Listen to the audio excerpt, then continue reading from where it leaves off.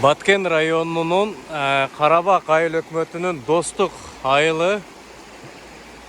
Бул кыргыздар Ак Суу дарыясы деп айтат, бирок Исфара дарыясы деп белгилүү болгон. Но наркы бети бул Тажикстан. Дарыянын берки бети бул Кыргызстан, ошо Достук. Биз же жергиликтүү калк бул жерди суу бою Карабак деп айтат.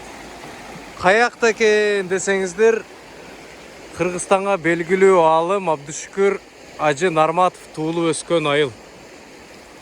Ушул дарыянын аркы бети Тажикстан, берки бети Кыргызстан. Ушул дарыя чек ара зымы, мындайча айтканда.